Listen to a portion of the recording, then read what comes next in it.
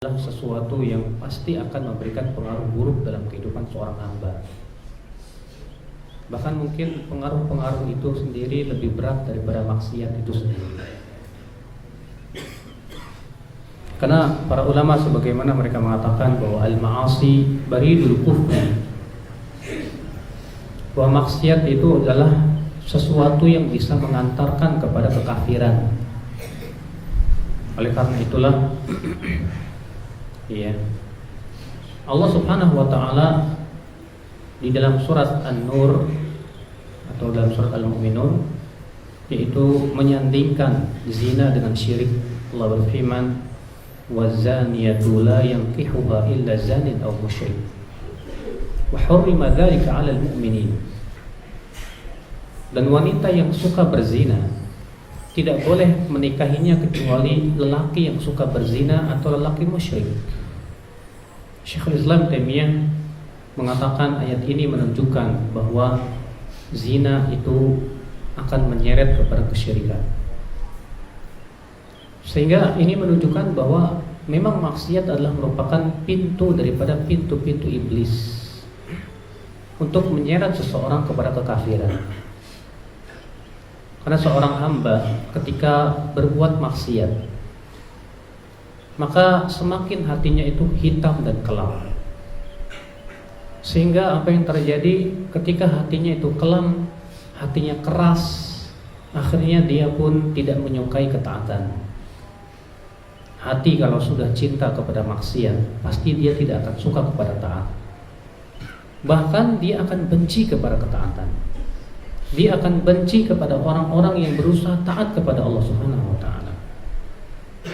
Kebencian dia sendiri kepada ketaatan itu sudah membatalkan amal. Allah berfirman, "Dzalika bi annahum karihu ma anzalallah fa ahbata a'malahum." Yang demikian itu dikarenakan mereka membenci apa yang Allah turunkan, maka Allah pun batalkan amalan-amalan mereka. Akhul Islam azani Allah wa iyyakum. Ketika kita berbuat maksiat, mungkin kita merasa tenang dengan maksiat kita. Kenapa Allah tidak mengadab kita? Kenapa Allah tidak memberikan sanksi ketika kita berbuat maksiat? Padahal mungkin sanksi itu baru kita rasakan 10 tahun yang akan datang. Disebutkan dalam sebuah kisah dari seorang yang bernama Muhammad bin Al-Munkadir atau Abdullah bin Mubarak. Beliau berkata bahwa beliau pernah berdagang, berbisnis, lalu qadarullah beliau tertipu, akhirnya bangkrut, bahkan dipenjara. Ketika ia keluar dari penjara, dia berkata, "Ini akibat maksiatku 20 tahun yang lalu. Aku dulu pernah mengejek temanku yang bangkrut dan aku katakan kepada dia, 'Hai bangkrut.' Ternyata Allah berikan kebangkrutan setelah 20 tahun. Makanya ya akhwat Islam, jangan kita kira bahwa Allah akan membiarkan maksiat-maksiat kita. Iya. Abdullah bin Mubarak juga berkata, "Adz-dzambu la yunsa." Dosa itu tidak akan dilupakan oleh Allah. Kalau kita tidak segera taubat kepada Allah, ya, maka dosa itu suatu ketika nanti akan memberikan pengaruh buruk dalam kehidupan kita. Oleh karena Abdullah bin Abbas berkata, "Ya sahibad dzambi, la ta'man su'a aqibatihi." Wahai pelaku dosa, kamu jangan merasa aman dari buruknya akibat dosa. Walima yatba'u dzamba a'dzam minadz dzambi. Dan sesuatu yang akan mengikuti dosa itu bisa lebih berat daripada dosa yang kamu amalkan. Qillatu hayaika mimman 'alal yamini wa 'alal shimal wa anta 'ala dzambi a'dzam minadz dzambi. Sedikitnya rasa malumu kepada manusia yang ada di sebelah kanan dan kirimu ketika ya kamu berbuat dosa, ya sedikit rasa malumu untuk berbuat dosa saja lebih berat daripada dosa. Wa dhahkuka wa anta la tadri ma Allahu sani'un bika a'dzam minadz dzambi. Tertawamu ketika berbuat maksiat, ya, sementara kamu tidak tahu apa yang Allah lakukan kepada kamu, itu sendiri lebih berat daripada dosa, kata Ibnu Abbas. Wa farahuka bidzambi idza ghafirta bihi a'dham min adz-dzambi. Kegembiraan kamu ketika kamu bisa berbuat maksiat itu sendiri lebih berat daripada dosa. Wa huznuka 'ala adz-dzambi idza fataka a'dham min adz-dzambi. Bahkan ketika kamu merasa sedih tidak bisa berbuat maksiat, rasa sedihnya itu sendiri lebih berat daripada dosa. Wa khaufuka minar rih idza harakat sitra babika wa anta 'ala dzambi. Ya, wala yantarib fuaduka min nadharillahi ilaika a'dham min adz-dzambi. Dan rasa takut kamu kepada angin yang bisa membuka tirai pintu kamu ketika kamu berbuat dosa, sementara kamu tidak merasa takut dengan pengawasan Allah kepadamu, itu sendiri lebih berat daripada dosa. Waihak hal tadri ma kana dzambu Ayyub fabtalahu Allah bil bala fi jasadihi wa dhahabi mali. Ya celaka kamu. Tahukah kamu apa dosa yang dilakukan oleh Nabi Ayyub, lalu Allah berikan penyakit kepadanya selama 16 tahun lebih. Ya, lalu habis harta-hartanya tersebut. Ya, gara-garanya seorang miskin. Ada seorang miskin yang minta bantuan kepada Nabi Ayyub, ya, terhadap orang yang menzaliminya. Tapi ternyata Nabi Ayyub tidak menolongnya, padahal beliau mampu untuk melakukannya. Gara-gara itu Allah berikan penyakit lebih dari 16 tahun. Makanya ya akhwat Islam azani Allah, pengaruh maksiat dalam kehidupan hamba berat. Al-Imam Ibnu Qayyim rahimahullah dalam kitab Al-Jawabul Kafi liman sa'ala 'anid dawa'i syafi menyebutkan tentang akibat-akibat buruk daripada maksiat. Di mana beliau berkata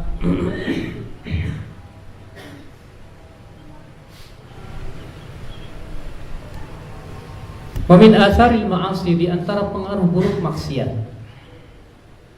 Yang pertama minha hirmanul ilm, dia akan terhalang dari ilmu yang bermanfaat.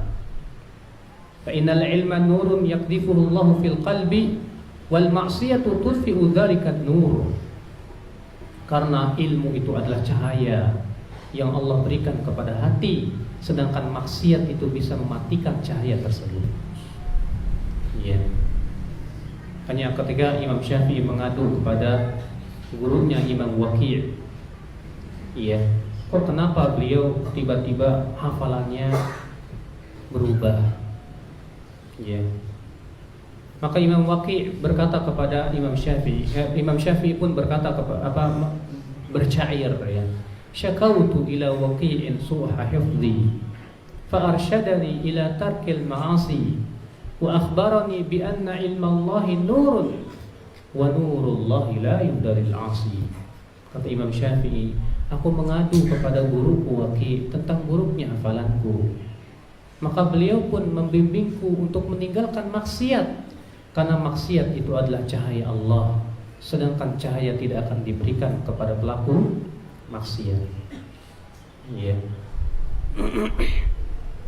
Di antaranya juga ya akhi, kata beliau, wahsyatu yajiduhal 'asi fi qalbi bainahu wa bainallah. Adanya kesenjangan di hati kita antara hati kita dengan Allah. Orang yang suka berbuat maksiat, ada kesenjangan antara hati dia dengan Allah Subhanahu wa ta'ala. Allah jadikan dia tidak banyak lagi berzikir kepada Allah. Bahkan untuk berzikir kepada Allah barangkali hatinya berat sekali. Bahkan untuk menyebut nama Allah berat, bahkan lisannya keluh mengucapkannya. Orang yang banyak berbuat maksiat terkadang untuk mengatakan Allah itu berat, Pak. Dia katakan Tuhan, dia katakan yang di atas. Untuk mengatakan Allah, dia seakan-akan lisannya berat sekali. Kalau sudah seperti itu ya akhi, apa yang terjadi? Yang terjadi adalah Allah akan cabut kekhusyuan dia. Kalau sudah seperti itu ya akhi, ketika dia membaca Al-Quran, dia tidak lagi merasakan bagaimana indahnya membaca Al-Quran, bermunajat kepada Allah Subhanahu wa ta'ala. Sehingga akhirnya ketika dia sholat, ketika ia membaca Al-Quran, yang dia inginkan adalah bagaimana saya supaya cepat selesai. dia tidak merasakan kelezatan ibadah lagi. Kenapa? Akibat daripada perbuatan buruk maksiat. Padahal subhanallah, seseorang yang betul-betul hatinya dipenuhi dengan keimanan, dia merasa ketika ia bermunajat kepada Allah, ia merasakan kelezatannya. Ya. Wa minha, di antara pengaruh maksiat yang buruk, al-wahsyatul lati tahsulu bainahu wa bainan nas, wala siyama ahlul khair minhum, fa innahu yajidu wahsyah bainahu wa bainahum. Ya. Di antara pengaruh buruk maksiat itu adanya kesenjangan yang akan terjadi antara dia dengan orang-orang soleh. Coba antum lihat ya, pelaku-pelaku maksiat itu apakah antum lihat dia bergaul dengan orang soleh? Tidak. Pelaku-pelaku maksiat itu pasti akan bergaulnya dengan orang-orang yang suka berbuat maksiat, dan itu sendiri sudah musibah buat hidupnya. Sebab teman yang buruk itu yang akan mencelakakan dia dalam hidupnya. Nanti ya pada hari kiamat, ya, penduduk api neraka akan merasa menyesal mempunyai teman-teman yang buruk. Allah berfirman dalam surat Al-Furqan, yauma ya'addu dzalimu 'ala yadayhi, pada hari nanti orang-orang zalim itu akan menggigit dua tangannya. Ya. Yaqul, dia berkata, ya laitani ittakhadtu ma'ar rasuli sabila, andaikan aku dahulu meniti jalannya Rasul. Ya wailata laitani lam attakhidh fulanan khalila, aduh andaikan aku tidak menjadikan dia sebagai teman dekatku.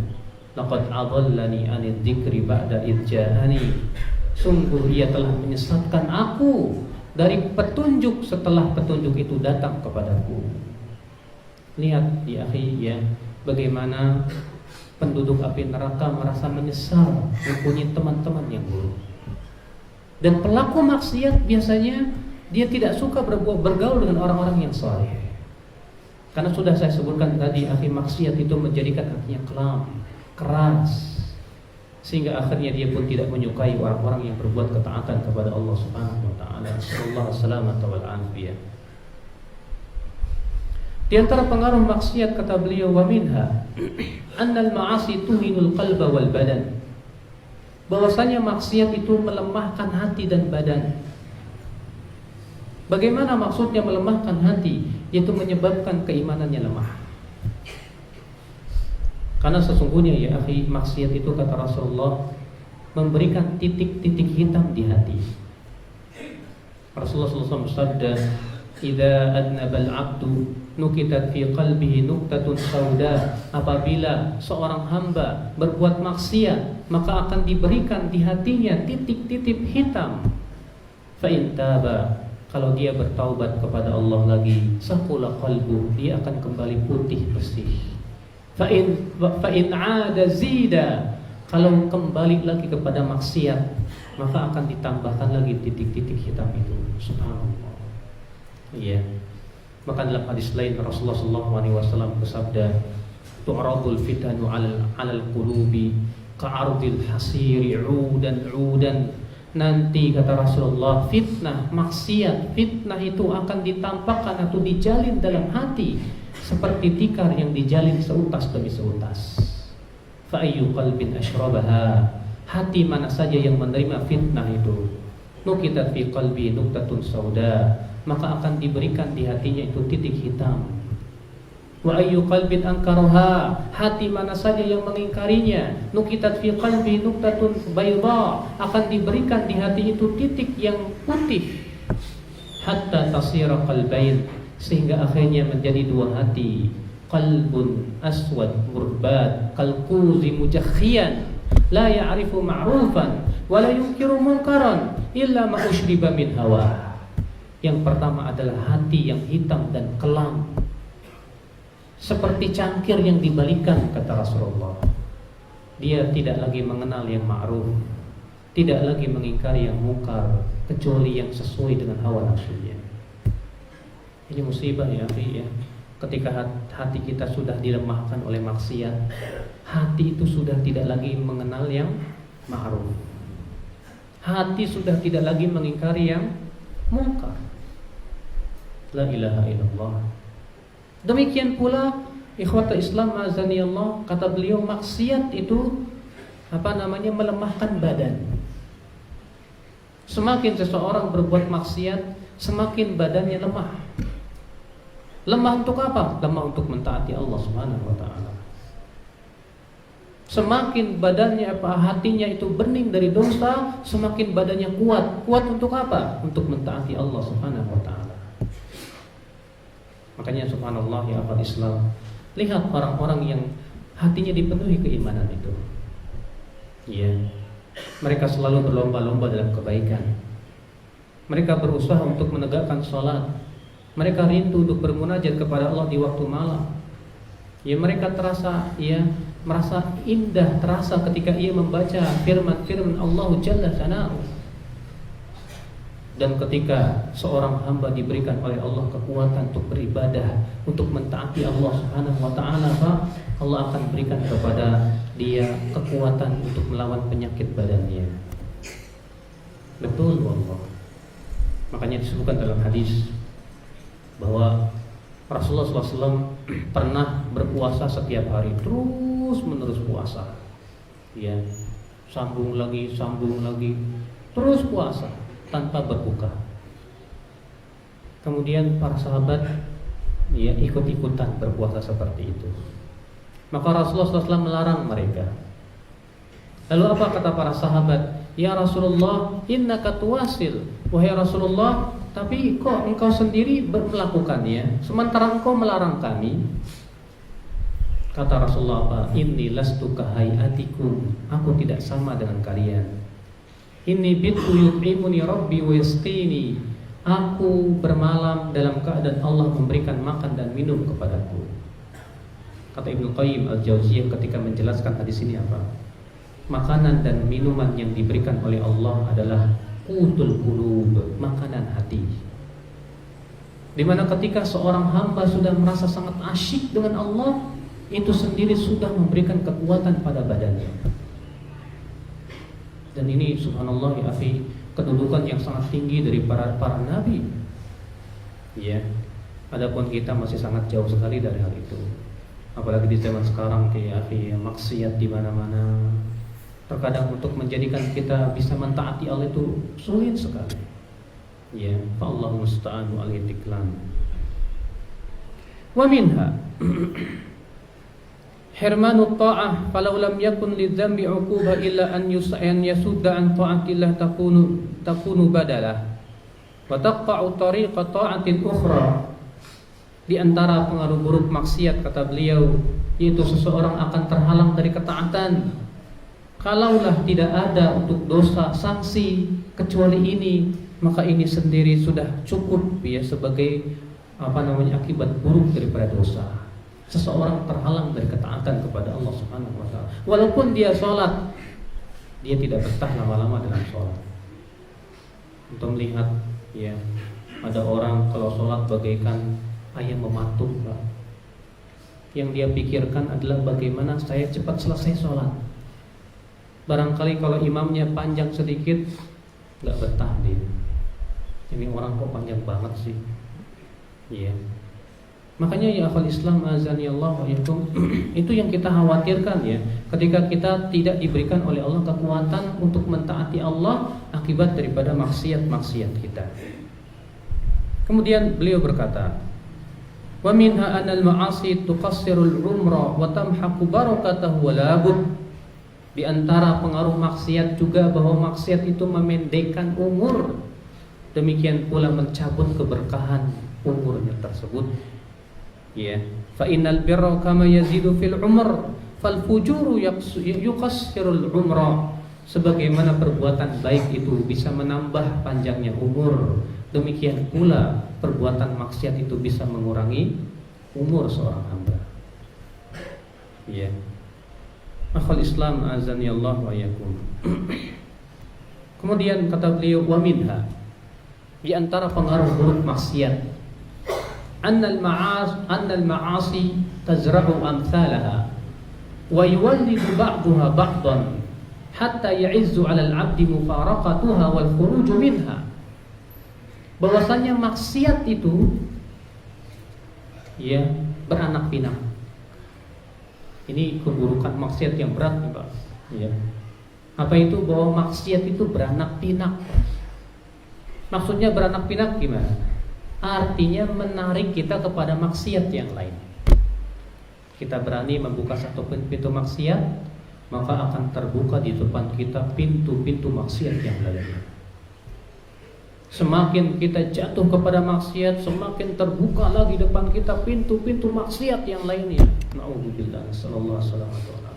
Akhirnya apa yang terjadi? Si hamba pun merasa berat sekali untuk meninggalkan maksiat, sulit sekali untuk meninggalkan maksiat. Ya. Sebagaimana sebagian ulama terdahulu berkata, inna min uqubatis sayyi'ah as-sayyi'ah ba'daha. Di antara sanksi perbuatan maksiat yaitu dibukakan pintu maksiat yang lainnya untuk dia.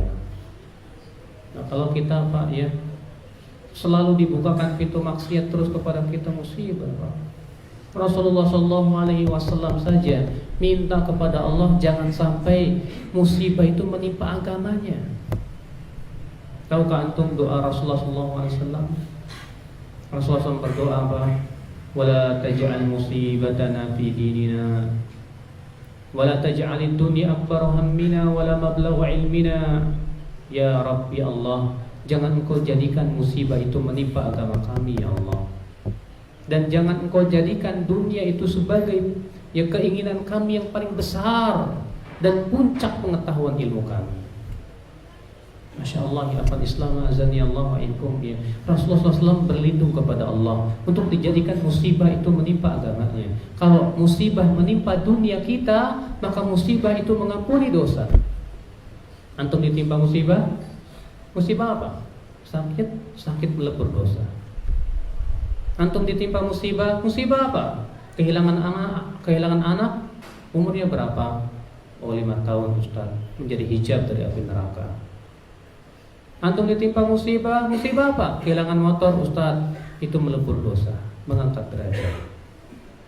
Antum ditimpa musibah, apa musibahnya? Dibukakan pintu-pintu maksiat, la ilaha illallah.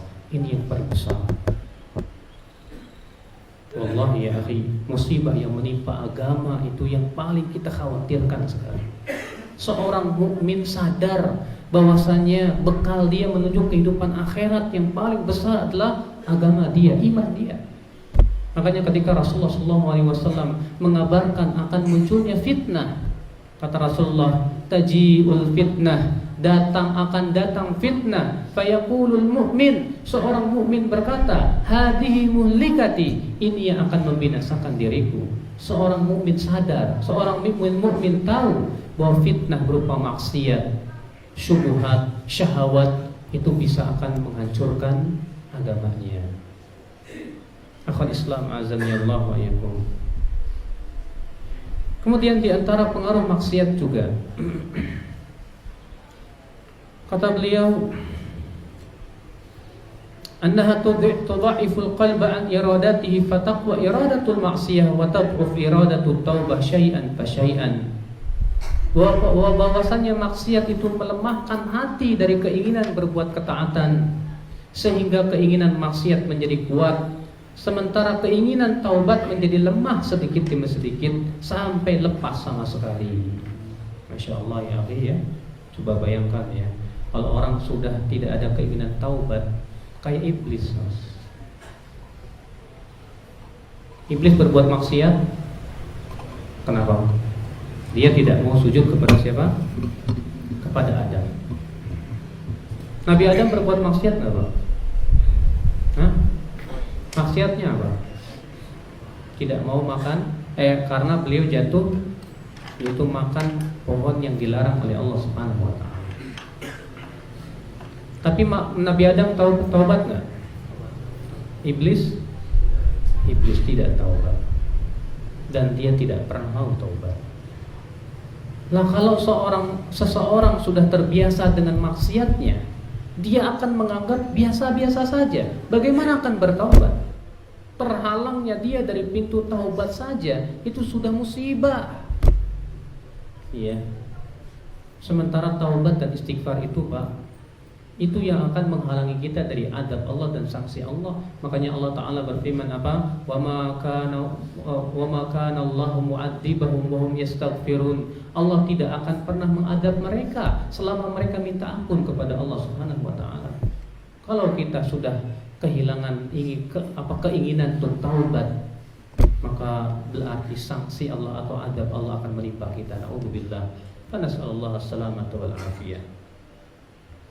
Kemudian kata beliau, wa minha annahu yansalikh minal qalbi istiqbahuha wa tasiru lahu 'adah. Bahwa pengaruh maksiat yang buruk diantaranya apa? Hati tidak lagi menganggapnya buruk, sehingga akhirnya menjadi kebiasaan buat dia. Antum lihat ya, antum yang suka nonton TV dengan iklan-iklannya yang porno-porno, mungkin di awal antum nonton astagfirullah, iya, matanya ditutup, iya, sekali, dua kali nonton lagi, tiga kali nonton lagi, lama-lama biasa, iya. Kalau sudah terlalu lama, sudah dianggap itu bukan maksiat lagi, sudah biasa. La ilaha illallah. Nah, seperti itulah maksiat, Pak. Perbuatan maksiat itu mungkin pertama kali ketika kita lakukan menyebabkan kita taubat kepada Allah. Astagfirullah. Tapi kita ulangi lagi. Akhirnya apa? Akhirnya hati kita sudah tidak lagi menganggap itu buruk. Kalau sudah tidak menganggap buruk, bahkan menjadi kebiasaan di hatinya, itu tandanya maksiat telah mengotori hati kita. Subhanallah, al-Islam azani Allah wa iyyakum. Iya. Kalau sudah begitu ya pasti dia tidak akan bertaubat kepada Allah Subhanahu wa taala. Ikhwata Islam, wa minha, kata beliau, di antaranya juga anna kulla ma'siyatin minal ma'asi fahiya mirathun an ummati mil umamil lati ahlakaha Allah azza wa jalla. Bahwasanya maksiat-maksiat yang dilakukan oleh manusia itu adalah warisan dari umat-umat yang dibinasakan oleh Allah Subhanahu wa taala. Sebutkan kepada saya satu maksiat, kecuali pasti itu adalah maksiat perbuatan umat-umat terdahulu yang dibinasakan oleh Allah Subhanahu wa taala. Iya. Antum melihat bencong yang suka laki-laki, warisan dari umat siapa, Pak? Nabi Lut. Iya. Demikian pula kesombongan di muka bumi, warisan dari siapa, Pak? Iblis, Fir'aun, dan yang lainnya. Makanya orang yang enggak mau sujud kepada Allah, enggak mau sholat, kata Rasulullah, nanti pada hari kiamat berkumpul sama Fir'aun, Qarun dan Haman. Kalau antum kumpulnya sama Inul masih mending, dia masih muslimah kali ya. Nah ini kumpulnya sama siapa? Fir'aun, Haman, Qarun, tokoh-tokoh ya kekufuran semuanya. Rasulullah mengatakan bahwa orang yang tidak pernah mau menjaga sholatnya, man lam yuhafidh 'alaiha, maka pada hari kiamat kana ma'a Qarun wa Fir'aun wa Haman, maka dia akan berkumpul bersama Qarun, Fir'aun dan Haman. Kenapa, Pak? Karena orang yang tidak mau meletakkan jidatnya di tanah untuk tawadu kepada Allah, berarti itu ada kesombongan di hatinya. Dia sombong kepada Allah. Makanya Allah kumpulkan dia nanti pada hari kiamat bersama siapa? Fir'aun, Qarun dan Haman. Berapa banyak kaum muslimin di zaman sekarang, Pak, yang enggan untuk meletakkan jidatnya di hadapan Allah Subhanahu wa taala untuk sholat kepada Allah Subhanahu wa taala. Nasallallahu as-salamata wal afiyah. Ikhwatul Islam azani Allah yakum. Wa minha, di antara pengaruh maksiat, annal maksiyata sababun li hawanil 'abdi 'ala rabbih wa suquti min 'ainihi. Bahwasanya maksiat itu menyebabkan ya si hamba itu menjadi rendah di mata Allah. Dan kalau Allah merendahkan seorang hamba, Allah pasti akan rendahkan dia serendah-rendahnya. Dan itu pasti, Pak. Semua orang yang berbuat maksiat pasti direndahkan oleh Allah. Kalau Allah sudah merendahkan dia, maka akan menjadi buruk namanya di telinga-telinga ya para hamba. Coba, antum tahu iblis? Kenapa antum benci sama iblis? Kenapa antum tidak suka disebut iblis? Bagaimana kalau ada orang berkata kamu ini kayak iblis? Pasti antum marah. Jawabnya karena iblis suka berbuat maksiat kepada Allah. Jawabnya karena iblis selalu menghalang-halangi manusia dari jalan Allah. Tapi kalau antum disebut antum ini kayak malaikat, antum merasa apa? Merasa bangga, merasa senang. Kenapa? Karena makhluk malaikat ini makhluk mulia yang senantiasa mentaati Allah Subhanahu wa taala. Iya. Ketika iblis berbuat maksiat sehingga Allah pun hinakan iblis sehina-hinanya, Allah jadikan di hati-hati makhluk semuanya tidak suka kepada iblis. Ya, demikian pula orang-orang yang senantiasa berbuat maksiat ya akhul Islam, pasti Allah akan hinakan sehina-hinanya di hadapan makhluk, di hadapan manusia. Akan jatuh dia. Ya, walaupun dia orang kaya raya sekalipun seperti si Qarun yang dikatakan hartanya luar biasa. Tapi ternyata nasibnya karena kesombongan dia akhirnya dihinakan oleh Allah Subhanahu wa taala sehina-hinanya. Namanya selalu disebut ya dengan nama-nama yang tidak baik. Qarun, si Qarun. Iya.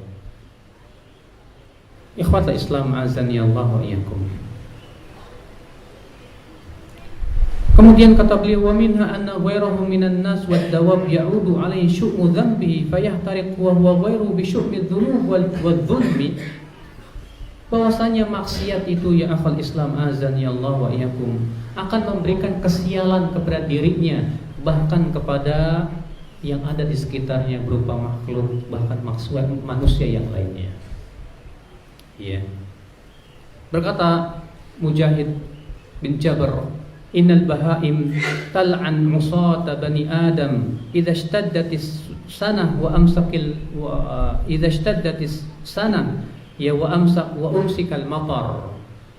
Kata Imam Mujahid, binatang-binatang ternak melaknat para pelaku maksiat apabila musim paceklik itu panjang dan hujan tidak turun-turun. Binatang ternak akan berkata, ini akibat kesialan maksiat anak Adam. Iya. Subhanallah ya akhwat Islam, azani Allah wa iyyakum. Jadi maksiat itu ya akhi, itu bisa berpengaruh kepada alam semesta.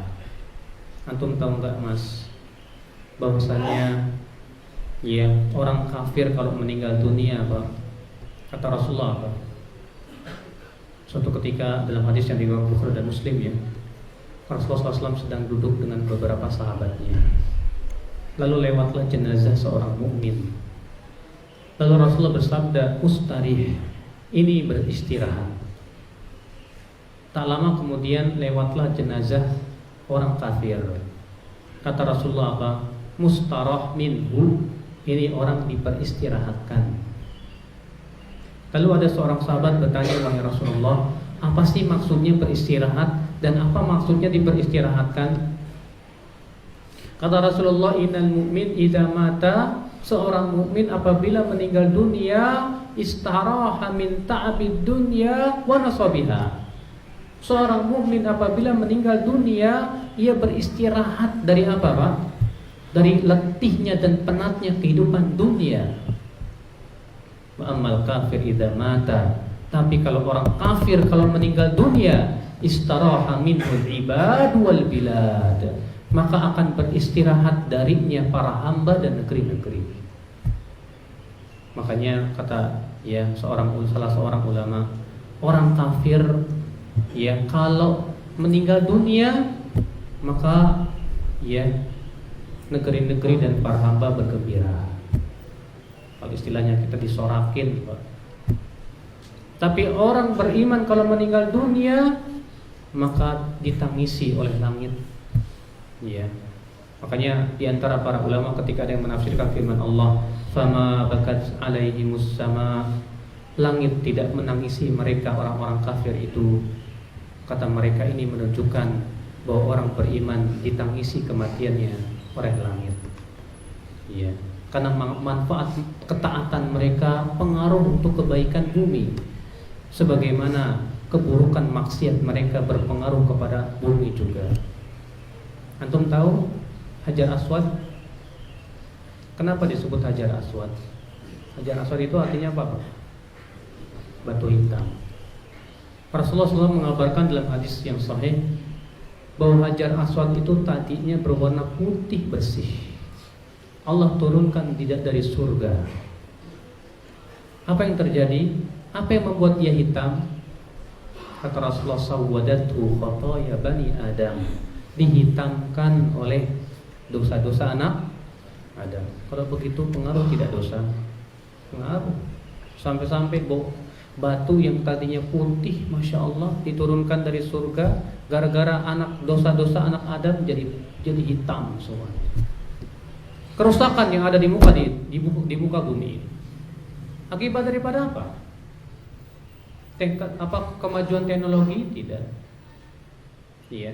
Kerusakan yang ada di muka bumi itu, kata para ulama, akibat maksiat. Allah berfirman, "Dhaharal fasadu fil ardi fil barri wal bahri bima kasabat aydin nas."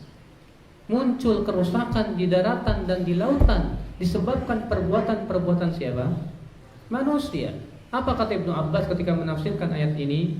Artinya akibat perbuatan dosa-dosa mereka. Ya, pemanasan global di zaman sekarang.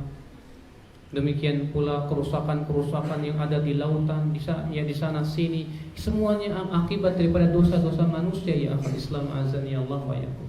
Maka dari itu kita mohon kepada Allah, mudah-mudahan kita diberikan oleh Allah kekuatan ya untuk meninggalkan perbuatan maksiat kita.